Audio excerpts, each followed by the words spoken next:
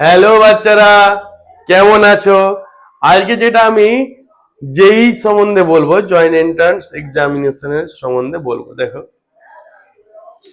যে আমাকে আমার ব্যাচে কিছু স্টুডেন্ট জিজ্ঞেস করছিল, স্যার মানে দামি স্কুলে পড়লে কি জয়েন্টে ভালো র্যাঙ্ক করা যায়? এটা পাগলের মতন কোশ্চেন। স্কুলটা ভ্যারি করে না, তুমি বাংলা মিডিয়ামে যে কোনো পাতি স্কুলে পড়ো, কোনো অসুবিধা নেই, ঠিক আছে, কিন্তু তোমাকে প্র্যাকটিস আর মেহনত করতে হবে। যদি করতে পারো তবেই র্যাঙ্ক ভালো আসবে, নাহলে কখনোই আসবে না।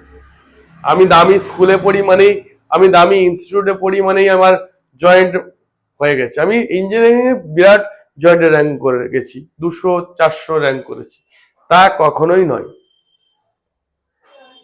মেন হচ্ছে তোমাকে ফোকাস রাখতে হবে, আর তুমি বাড়িতে বসেও কিন্তু মেহনত করতে পারো। প্রচুর পরিমাণে প্র্যাকটিস করো, প্র্যাকটিসটা হচ্ছে মেন। অঙ্কের বা ম্যাথামেটিক্সের মেন হচ্ছে কি পার্ট? প্র্যাকটিস।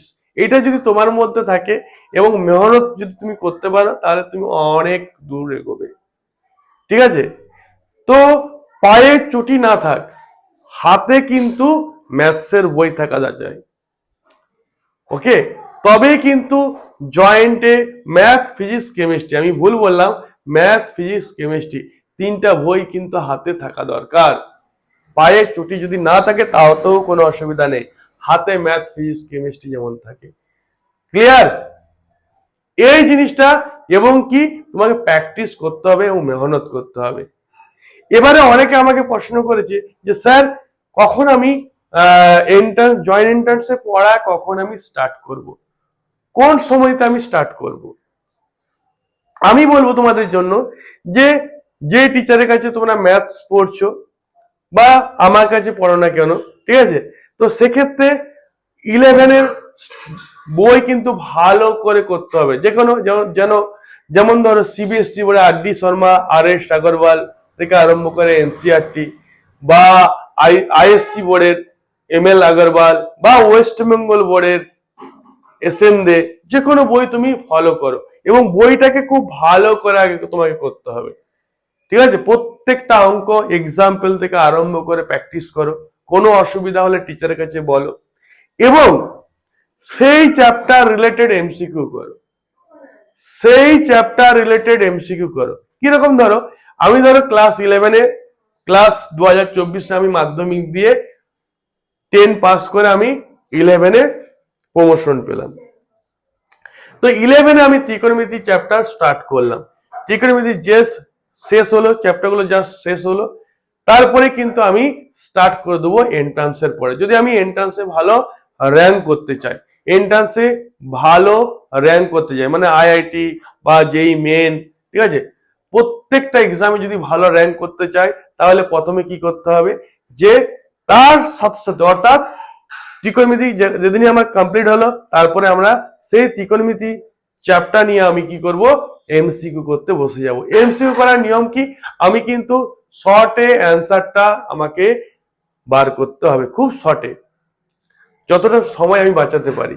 তার জন্য তোমাকে কি কিছু টেকনিক, কিছু ট্রিক্স ইউজ করতে হবে, তোমার কিছু টেকনিক জানতে হবে। তাহলে জানলে কি হবে, খুব সহজে কিন্তু অ্যান্সারটা বার করতে, কোন অপশনটা হবে, 4টা অপশন দেওয়া থাকবে, কোন অপশনটা হবে, সেই অপশনটা কিন্তু খুব সহজে তোমরা বার করতে পারবে। ক্লিয়ার?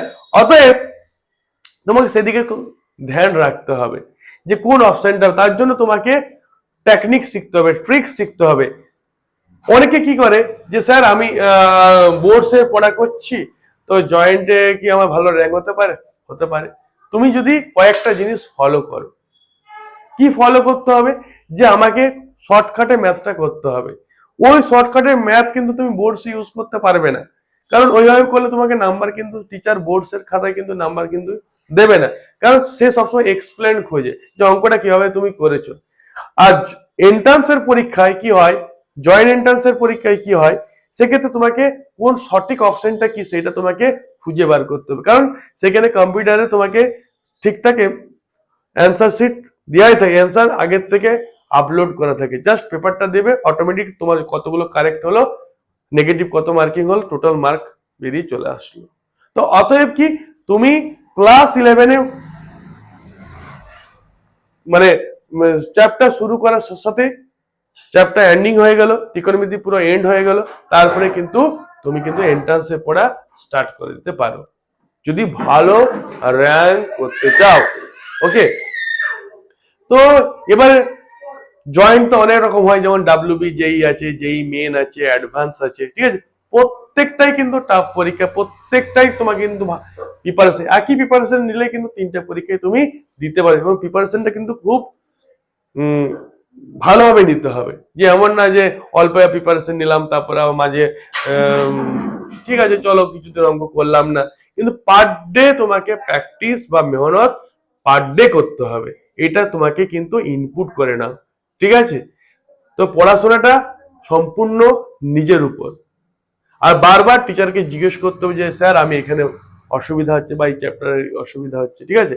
এই জিনিসগুলো তোমাকে ধ্যান রাখতে হবে, বিশেষ আর কিছু বলবো না। চলো সবাই ভালো থাকবে, নিজেদের যত্ন নেবে, ঠিক আছে, আর প্র্যাকটিস করে যাও, মেহনত করে যাও। আর শীতকাল, ঠিক আছে, জলটা অবশ্যই বেশি খাবে, আমি বলবো শীতকালে জল বেশি খাবে। ওকে, চলো টাটা, বাই, টেক কেয়ার।